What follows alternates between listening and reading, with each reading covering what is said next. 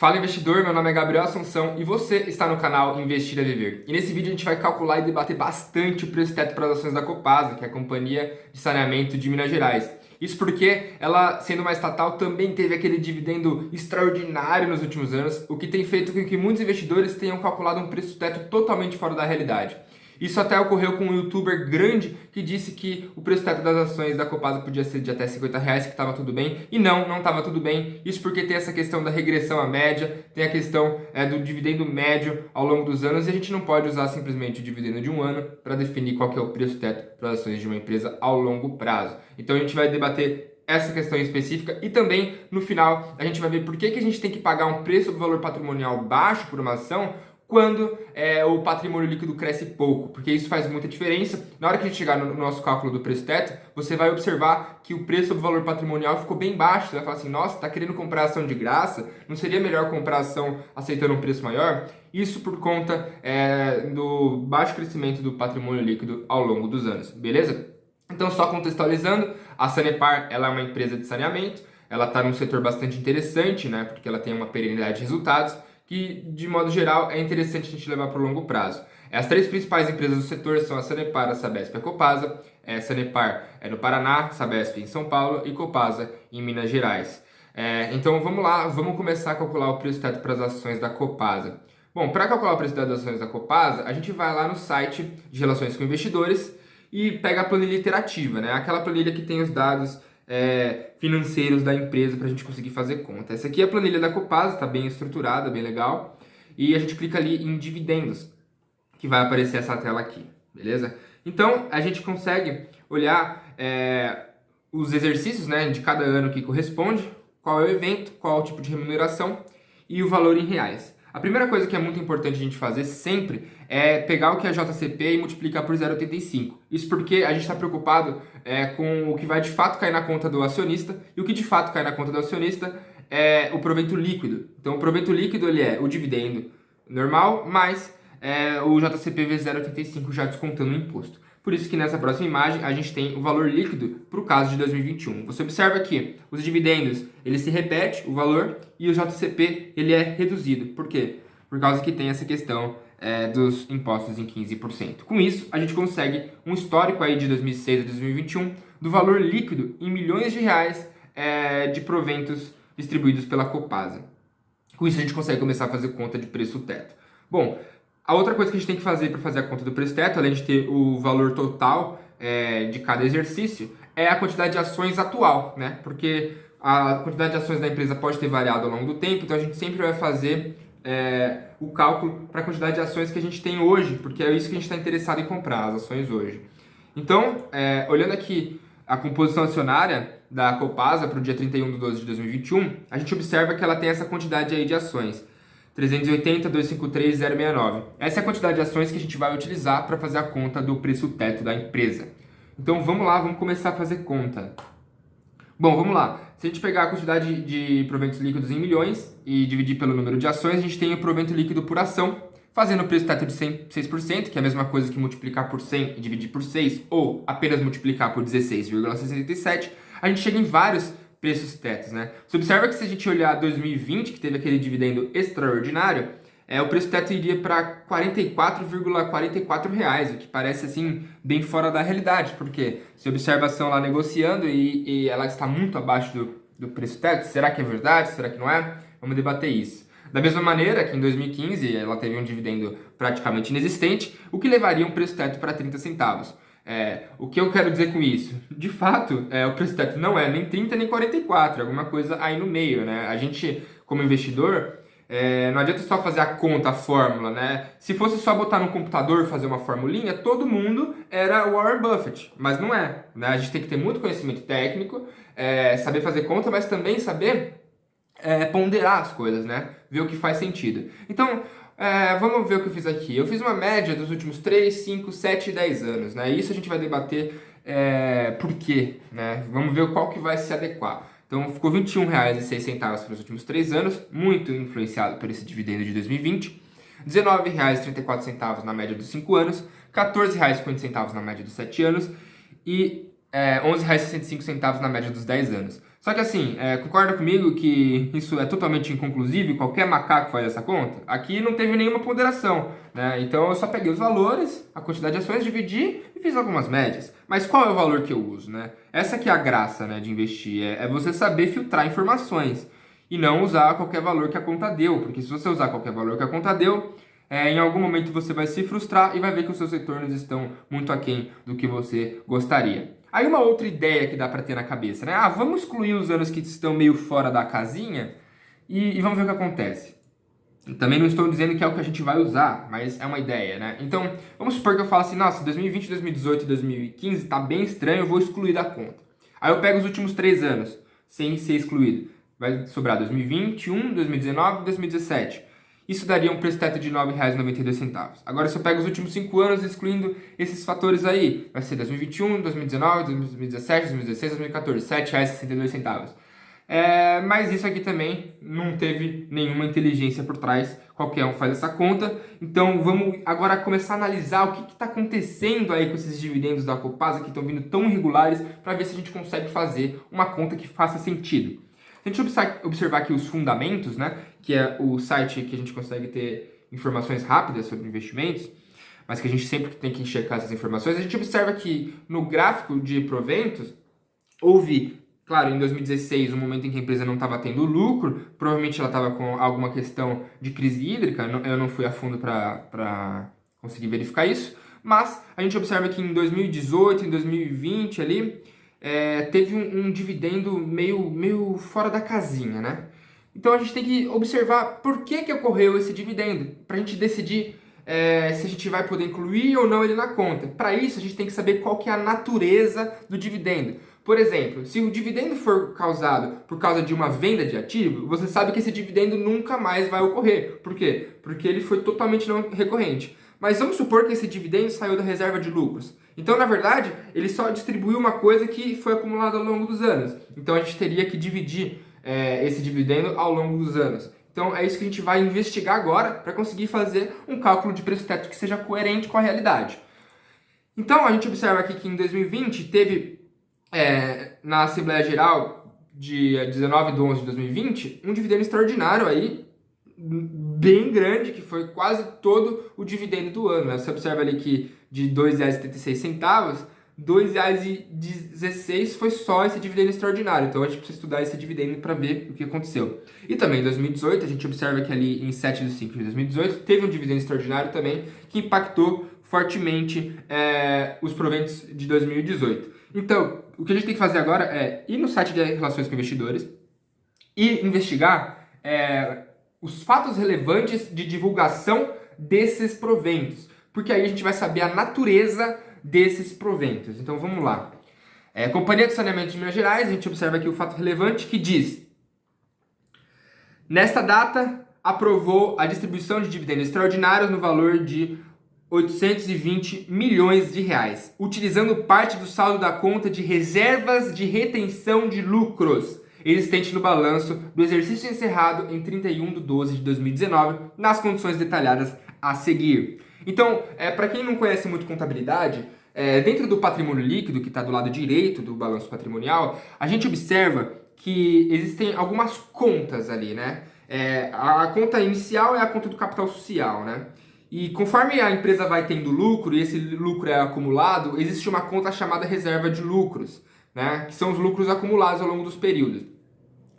A empresa ela pode decidir distribuir lucros e de fato diminuir o seu balanço, desinflar o seu balanço, vai diminuir os ativos e também vai diminuir o patrimônio líquido por conta de uma saída de dividendos para os sócios. O que acontece é que você pode distribuir os dividendos do período, né? Você lucrou, já separa um pouquinho para distribuir, ou você pode pegar e juntar, em algum momento você distribui. O que acontece é que quando você fica juntando para distribuir em momento futuro, não necessariamente aquele sócio que tem direito a receber o dividendo, ele é de fato que vai receber, porque a data X vai ser de acordo com um ano específico. Acaba que é um pouco injusto no longo prazo fazer isso, porque o que você quer fazer, principalmente é o que o Warren Buffett diz, que ele quer que as ações da Berkshire Hathaway elas remunerem o acionista conforme o tempo que ele ficou com a ação. Para isso, você tem que aproximar muito o resultado da ação com o resultado da empresa.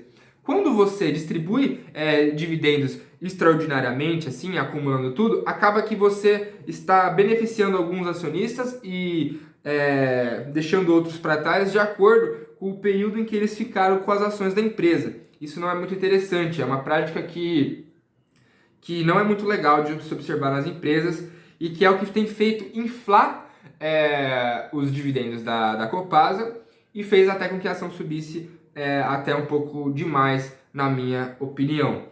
Então, agora a gente vai para o 2018. Em 2018, o que a gente observa? Que a natureza dessa distribuição de dividendos foi uma margem de alavancagem apresentada pelo limite regulatório e pela alteração da política de dividendos. Então, o que a gente observa? Tanto em 2020 quanto em 2018, a gente observa um dividendo que não é que foi esporádico, que é uma coisa que foi vendida e que nunca mais vai acontecer. Não foi, por exemplo, uma redução de capital, né? Porque às vezes a empresa faz uma redução de capital, como foi o caso, se eu não me engano, da BB Seguridade, que é entre aspas, dividendo que nunca mais vai acontecer. Então, o que significa isso? Significa que a gente não pode excluir esses valores, porque, na verdade, o que a empresa fez? Vamos supor que teve 10 anos de lucro. Desde a empresa dividir um pouquinho por ano e distribuir, ela pegou, juntou tudo e distribuiu de uma vez. Mas, de fato, esse lucro e esse dividendo que está sendo entregue, ele veio dos últimos anos. Então, o que a gente vai fazer é incluir na conta, com certeza, mas distribuir. Por isso que vai ser interessante a gente usar uma média de mais anos. Então, se a gente voltar para aquela imagem que a gente tinha de preço teto, a gente pode usar de uma maneira sem perda de rigor, assim, por assim dizer, os 7 ou 10 anos.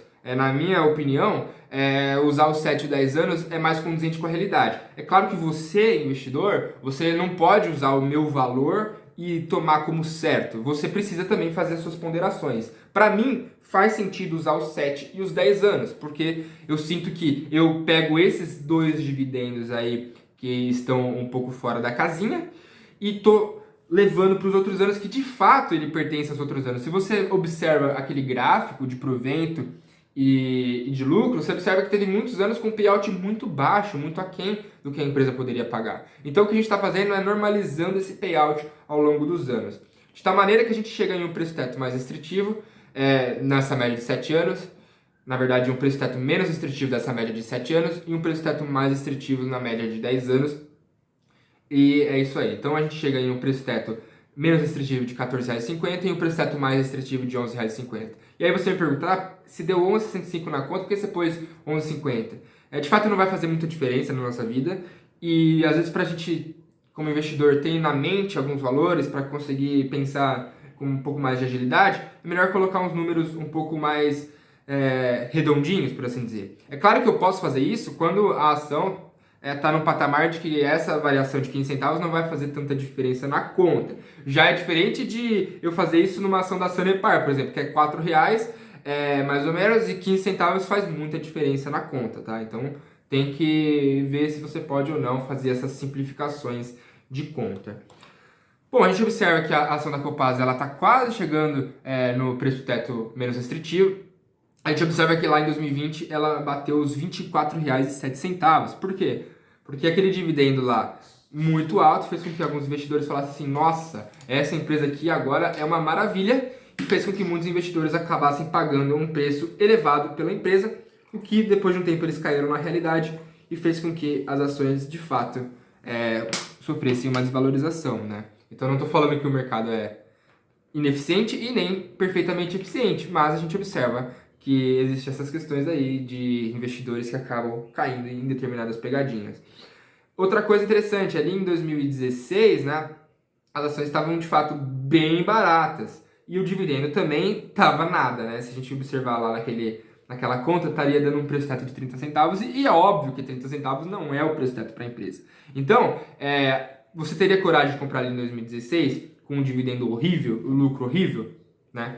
Porque o que a gente tem sempre que se preocupar é com a média de longo prazo da empresa. Então, de fato, ali em 2016 foi um excelente negócio, mesmo que o curto prazo mostrasse que não era tão interessante assim.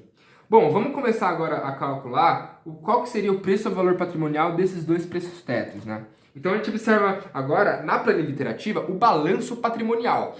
Então ali no balanço patrimonial, no quarto trimestre de 2021, a gente observa um patrimônio líquido de 6.759.958. Então, para a gente saber quanto que cada ação tem de patrimônio líquido, a gente pega o patrimônio líquido total e divide pelo total de ações, lembrando que a Copasa só tem ações ordinárias. Isso vai dar R$ 17,78 por ação. Então, o preço ou valor patrimonial, que é o preço que você está pagando pela ação, dividido por quanto que essa ação tem de valor patrimonial, a gente pode fazer para o peresteto de R$ 14,50, vai dar 0,82, né? E no preço teto de 11,50, a gente chega num preço ou valor patrimonial de 0,65. Você fala assim, nossa, tá muito barato, né? Seria o nível de equivalência. Gabriel, você está sendo muito rigoroso com a Copasa. Você não gosta de Copasa, Gabriel? Você está exagerando. A questão será que tá barato, 0,82, 0,65, ou será que essa é uma empresa que historicamente é uma empresa de 0,82, 0,65, né? Vamos observar o gráfico, que a gente pode tirar lá do Status Invest, do histórico, né? Se a gente vê nesses anos que teve um dividendo extraordinário aí, de fato, o preço do valor patrimonial subiu muito por conta desse dividendo aí que ludibriou muitos investidores. Mas a gente observa que na média, esse preço do valor patrimonial ele é de fato abaixo de 1. Teve ano ali com 0,33, foi uma excelente oportunidade de compra na verdade. Mas a gente observa que ali na casa do 0,85 está a média dos últimos anos. Isso significa que, de fato, a empresa está sempre sendo negociada num patamar mais baixo de preço ou valor patrimonial.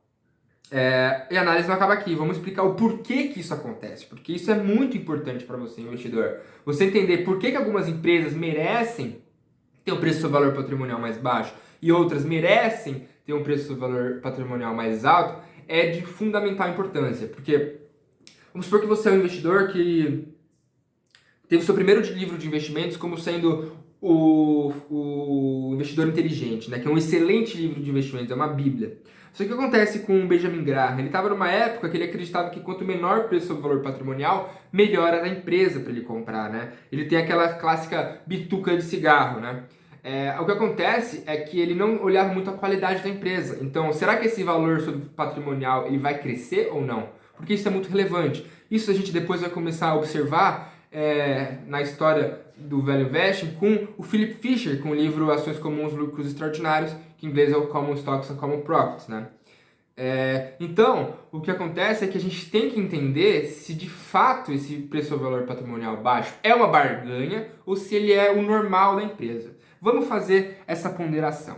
Se a gente observar aqui, extraído do Fundamentos, o patrimônio líquido da empresa, a gente observa que de fato o patrimônio líquido da Copasa ele cresceu ao longo dos anos, mas ele cresceu a uma taxa de crescimento que aparentemente é baixa. Então a gente vai fazer essa conta para ver qual foi a taxa de crescimento do patrimônio líquido da empresa ao longo dos últimos 10 anos, beleza? Então como que a gente faz isso? É a fórmula dos juros compostos que a gente viu lá no ensino médio. Então o que a gente observa aqui? No quarto trimestre de 2011, o patrimônio líquido da empresa era de 4,5 bi, e já no quarto trimestre de 2021, o patrimônio líquido da empresa era de 6,75 bi. Então vamos calcular a taxa de crescimento do patrimônio líquido nos últimos 10 anos para a Copasa.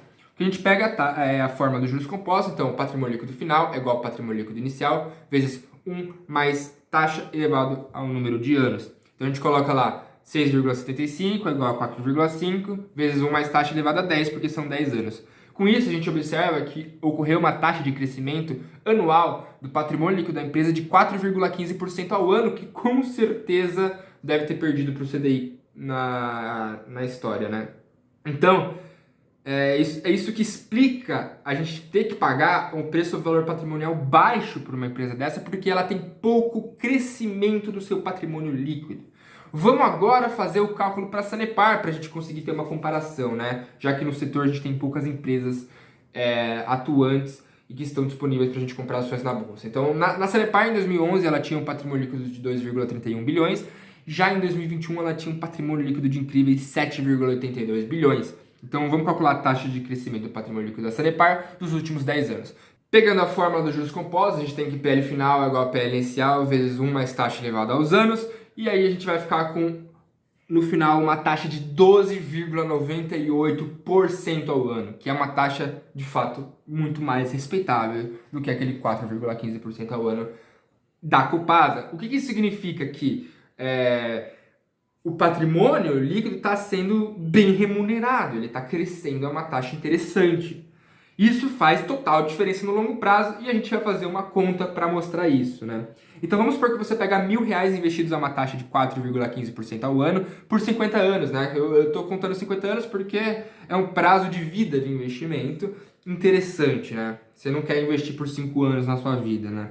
E mesmo que você já esteja na casa dos 40, você espera viver muito e também espera viver a ponto de investir por mais 50 anos, com certeza saúde para todos nós. Então o que acontece é que com R$ 1.000 investidos a uma taxa de 4,15% por 50 anos, você vai chegar em R$ 7.637,72.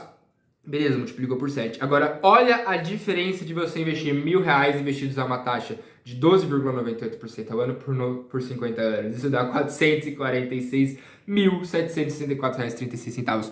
Olha o tamanho da diferença. Então, voltando lá naquela forma de juros compostos, que a gente tem capital, tempo e taxa. Então, a gente focar nos nossos aportes, fazer uns aportes legais, investir ao longo dos anos, beleza, e buscar investir de maneira consciente, de modo a obter uma taxa de juros interessante ao longo dos anos, faz com que a gente tenha um incrível sucesso nos nossos investimentos. Se a gente pegar e dividir o resultado que deu investido a 12,98% ao ano e 4,15% ao ano, a gente vê que seriam 58,5 vezes mais dinheiro, o que faz toda a diferença, com certeza, na sua vida. Mas agora vamos explicar o porquê que esse patrimônio ele cresce pouco. Porque a empresa é pouco lucrativa, ou seja, porque ela tem uma rentabilidade baixa. A gente mede rentabilidade por ROI, que é o retorno sobre o patrimônio líquido. Se a gente observar aqui na Status Invest, o histórico do ROI para a Copasa, a gente vê um histórico relativamente baixo, bem baixo sempre ao longo dos anos, dificuldade ali para ficar acima de 10% de ROI. Né? A gente vê que ali em 2009 tinha alguma coisa interessante, mas depois é só ladeira abaixo. Se a gente observar já a Sanepar, a gente observa um crescimento ao longo dos anos e ali a gente beirando 15% várias vezes, né? Então, o ROI é o que vai fazer o patrimônio líquido crescer. Claro que é deduzido da quantidade de proventos que a empresa vai distribuindo ao longo dos anos, mas a gente tendo um ROI elevado, a gente com certeza vai ter cada vez mais dividendos pingando na conta e cada vez mais patrimônio líquido, o que no final das contas vai fazer com que nossas ações se valorizem e que a gente tenha cada vez mais dividendos e liberdade. Beleza? Então é por isso que a gente tem que tomar muito cuidado, né? Não adianta a gente simplesmente fazer uma conta de padeiro, não que a gente tenha que fazer contas complexas para os nossos investimentos. A gente tem que de fato fazer contas simples, mas a gente tem que fazer contas simples e que façam sentido, que a gente pondere, que a gente use o nosso conhecimento para de fato chegar em valores que façam sentido e não de fato chegar em qualquer valor que não tem o menor sentido e que a gente não pode usar para tomar decisões. A gente tem que conseguir fazer contas que a gente consiga chegar em valores para tomar decisões. E essa explicação de patrimônio líquido crescer ou não é o que a gente tem que tomar muito cuidado, porque a gente vai levar as empresas pelo longo prazo. Esse é o nosso objetivo. Nosso objetivo aqui não é comprar ação para vender daqui 1 ano, daqui 2 anos. É para levar por tempo indefinido até que a gente seja forçado a vender por algum motivo.